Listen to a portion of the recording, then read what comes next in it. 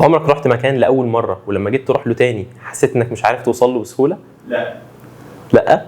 طب كمل معانا الفيديو عشان هنتكلم عن كومبوننت مهم النهارده. الديزاين باترنز هي كومبوننتس او مجموعه من الكومبوننتس اللي بنستخدمها بشكل متكرر في تصميم واجهات المستخدم، وده عشان هي بتساعدنا في حل مشاكل معينه او تسهيل مهمات معينه زي النافيجيشن مثلا.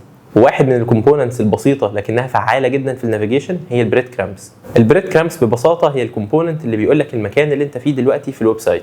يعني لما تكون في نون فتدخل على صفحه الالكترونيكس فتقرر انك تشوف اللابتوبس وتدخل على صفحه لابتوب معين منهم، هتلاقي ان البريد كرامبس بتعرض لك انت وصلت ازاي لللابتوب ده، وده هيخليك تفتكر انت وصلت لهنا ازاي وتقدر ترجع خطوه او اكتر في التسلسل اللي انت مشيت فيه بضغطه واحده. بس كده؟ يعني هو ده كل اللي بيعمله الكومبوننت ده، انه بيقول لي انا مشيت ازاي؟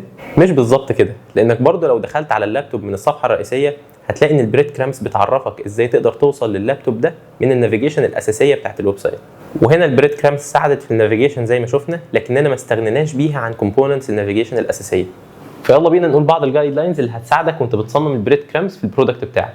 اول حاجه انه بيعبر عن مكان الصفحه في ستراكشر الويب سايت مش تاريخ تنقلك بين الصفحات، وده اللي نون قدروا ينفذوه في المثال اللي قلناه من شويه لما دخلنا على صفحه اللابتوب من الصفحه الرئيسيه. تاني حاجه ان اي عنوان في بريد كرامبس لازم يكون لينك بيودي على صفحه، مش مجرد تصنيف للصفحات وملوش صفحه خاصه بيه. في المثال ده مثلا النتوركينج كان جواها اكتر من كاتيجوري، الهوم نتوركينج والكوميرشال نتوركينج وغيرهم.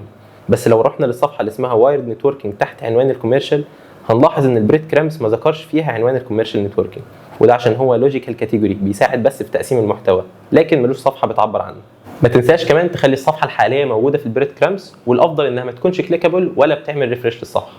رابع حاجه لو كان النافيجيشن في الويب سايت مكون من ليفل او اتنين فمش لازم نستخدم البريد كرامبس، لانها زي ما قلنا كومبوننت ثانوي وفايدته هنا هتكون ضعيفه جدا. ودلوقتي وقت مشاركتك معانا، قول لنا ايه الغلط في استخدام البريد كرامبس في المثال ده، وما تنساش تعمل لنا سبسكرايب على يوتيوب وفولو على الفيسبوك بيج عشان تتابع كل جديد عن الديزاين باترنز ومواضيع تانية كتير. لو عايز تكون بروفيشنال يو اي يو اكس ديزاينر فهتلاقي كل اللي محتاجه على منصه UXGate.org. في منصتنا هتلاقي عدد كبير من الكورسز العمليه والمناسبه لجدولك، فخد خطوه في تطوير مهاراتك في اليو اي يو اكس ديزاين واشترك معانا النهارده.